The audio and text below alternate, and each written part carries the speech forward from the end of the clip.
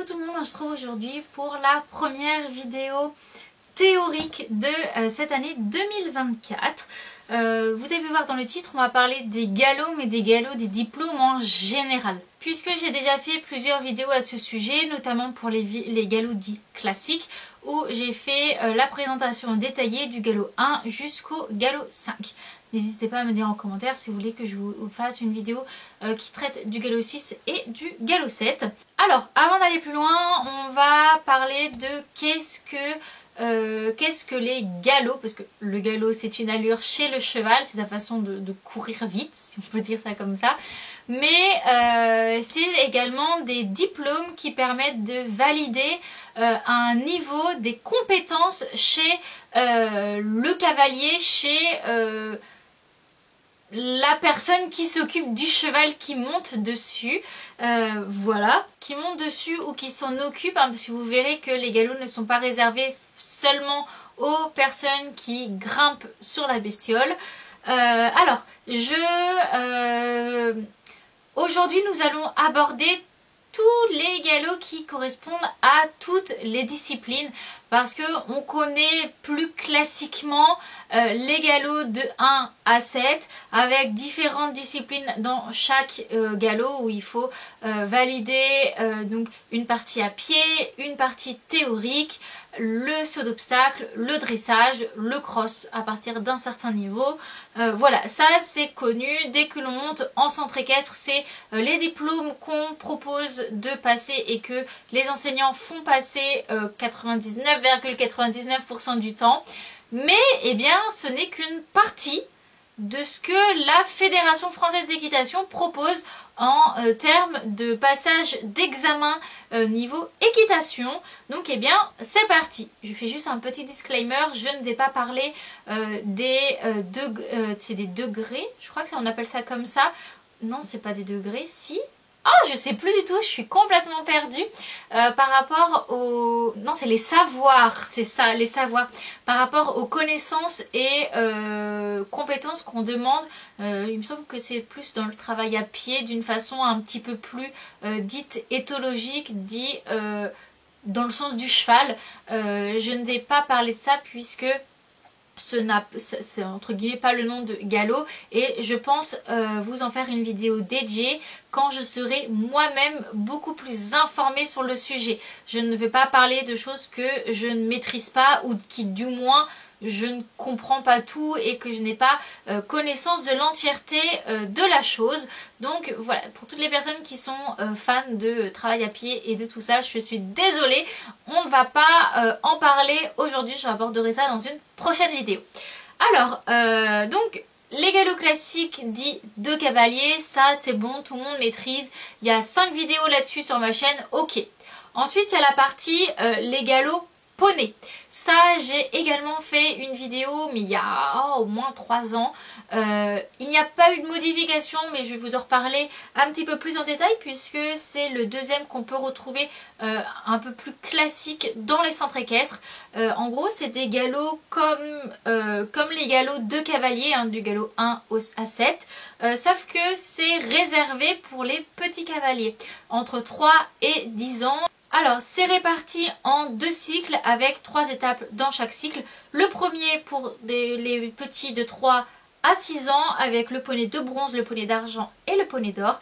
Et le deuxième cycle pour les 7-10 ans avec le galop bronze, le galop d'or, le galop d'argent, pardon, et après le galon d'or. C'est l'équivalence donc de ce dernier galop, donc le galop d'or correspond au galop 2, ce qui fait que ça valide directement le niveau galop 2. Donc c'est fait d'une façon que ce soit beaucoup plus ludique et que pour les tout petits qui puissent directement passer des galops sans attendre d'avoir le galop 1. Puisque, bon, vous me direz, le galop 1 est assez facile. Pour un petit de 3 ans, et eh bien c'est tout de suite moins évident. Même au niveau de la partie théorique, c'est vraiment divisé dans les différentes étapes des cycles. Et voilà, certains centres équestres, surtout Poney Club, le proposent et c'est plutôt sympa. Ça permet aux tout petits d'avoir des objectifs sans que ce soit des gros paliers à franchir. Ensuite, on va aller dans la partie qui est un petit peu plus sauvage et que les personnes ne s'y aventurent pas, alors qu'il n'y a rien d'extravagant.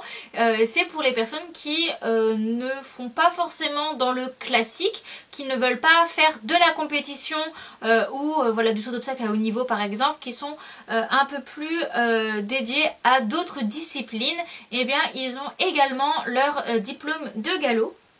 Je ne vais pas rentrer dans les détails. Si jamais l'une des disciplines vous voulez que je vous en parle plus, eh bien je vous en ferai une vidéo dédiée sur ce galop de spécialité. Alors je compte combien il y en a. Il y a 6 galops de spécialité. Alors il y a celui de pleine nature du galop 1 à 7 qui correspond à une équitation d'extérieur, donc tout ce qui se passe en dehors d'une carrière et d'un manège. Le galop de meneur de 1 à 7 qui correspond à l'attelage.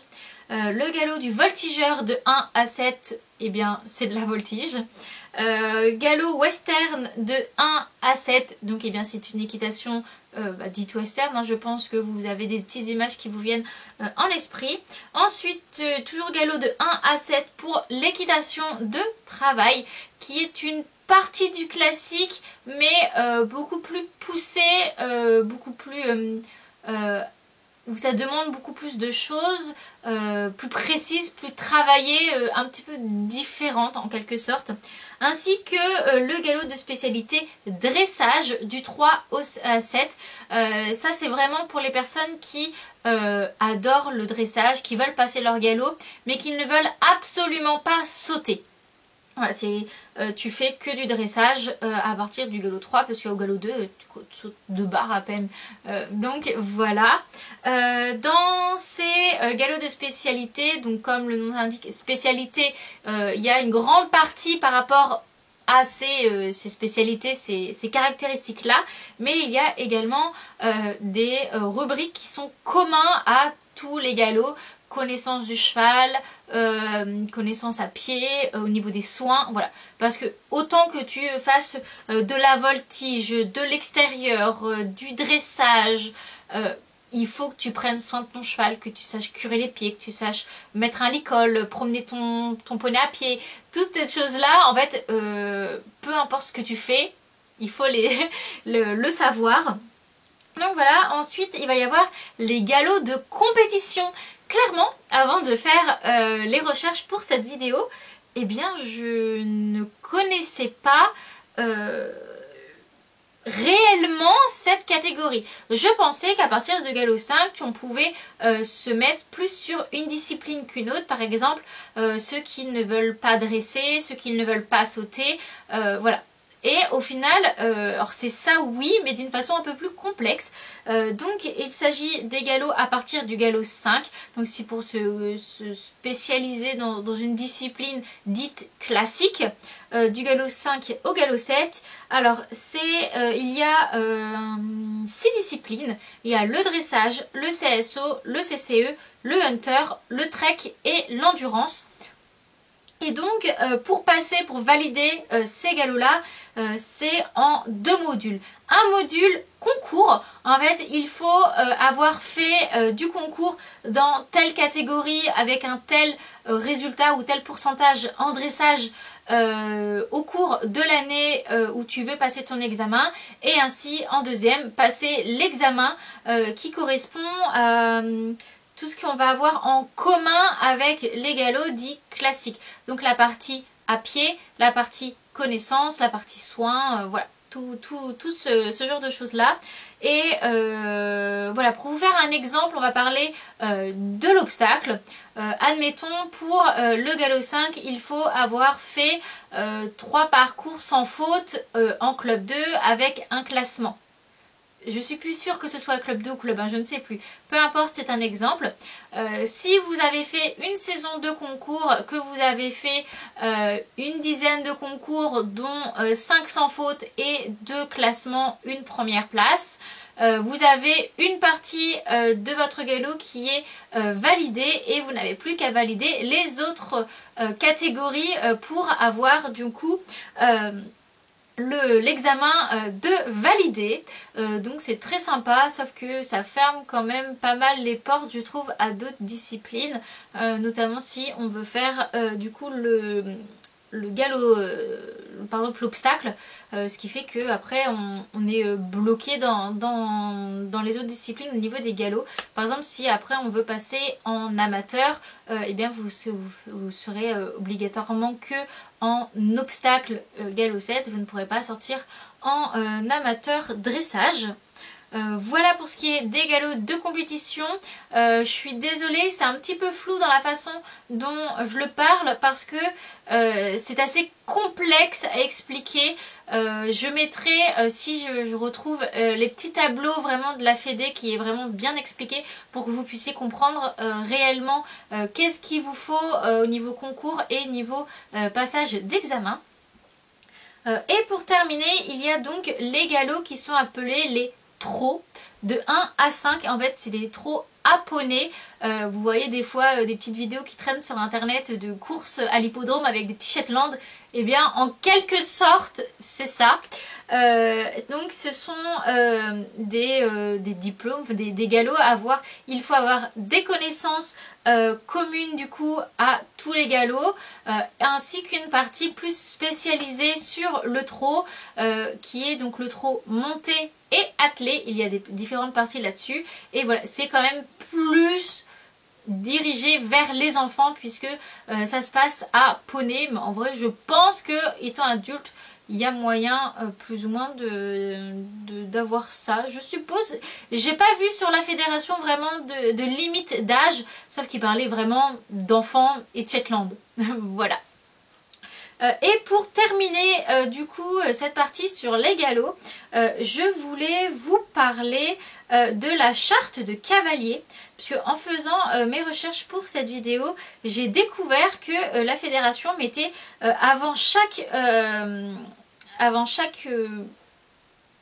comment je pourrais dire ça, descriptif de chaque galop par rapport à ce qui est demandé, il y avait du coup une page de charte du cavalier que je ne connaissais absolument pas et que je trouve vraiment très intéressant, qu'il n'y avait pas moi à l'époque où j'ai passé mes premiers galops, donc je voulais vraiment vous en parler. C'est bon, j'ai retrouvé ça. Il y a 3 catégories. Je respecte mon poney ou mon cheval, je respecte les autres et l'environnement, et je respecte les valeurs du sport. Et ça pour n'importe quelle discipline, n'importe quel galop, que ce soit un galop de spécialité, un galop classique, un galop poney, un galop de compétition, le trot, tout le monde a cette charte là, et je l'ai trouvé sympa puisque c'est une mesure que la FFE fait, je dirais plus pour tendre vers le positif, vers le bien-être équin. C'est pas parce qu'il y a une charte que c'est forcément respecté et tout le débat qu'il y a derrière, mais je trouve ça sympa qu'elle existe, qu'elle ait le mérite d'être là. Et donc je vais vous parler des différents points. Je cherche à le connaître, donc là on parle du poney ou du cheval, à le connaître et à le comprendre. Je prends le temps de m'occuper de lui. J'apprends à le soigner pour sa santé et son bien-être. Je garde mon calme, je ne suis jamais violent. Je le respecte en toutes les situations. Pour moi, c'est que des choses qui sont extrêmement logiques, mais pas pour tout le monde, donc c'est très bien de le rappeler. Donc pour la deuxième catégorie, je respecte les autres et l'environnement, je suis courtois envers mon enseignant, les autres cavaliers, mon entourage et toutes les personnes que je côtoie au club. Je respecte les règles de mon club, les règles du jeu et les règles de sécurité à pied comme à cheval. Je respecte les autres usagers et les règles de circulation lorsque je me promène à cheval. Je respecte la nature, j'économise l'eau et l'énergie, je limite et je trie mes déchets. Je respecte le matériel que j'utilise et je le range. Je respecte les valeurs du sport, je prends en compte objectivement mon niveau, je m'entraîne régulièrement et avec sérieux pour progresser, je respecte le règlement, les arbitres, le jury et les autres concurrents, je respecte mon intégrité physique et celle de mon poney ou cheval, je refuse le dopage, je suis fair-play en toutes circonstances. Encore une fois, pour les 2 catégories d'après, c'est extrêmement logique et la base des bases. mais clairement ça ne l'est pas pour tout le monde, donc je trouve ça super intéressant qu'il y ait cette charte qui existe. Elle devrait être un peu plus mise en avant, par exemple avec des affiches qu'on pourrait mettre dans les centres équestres, ça pourrait être sympa. Mais voilà, elle a le mérite d'être là, c'est qu'une petite goutte d'eau dans le grand lac, mais c'est déjà ça. N'hésitez pas à me dire dans les commentaires si je vous ai appris des petites choses, si vous avez d'autres choses à m'apprendre par rapport à ça, ainsi que qu'est-ce que vous pensez de cette fameuse charte. Et on se retrouve une prochaine fois dans une prochaine vidéo. Bye bye!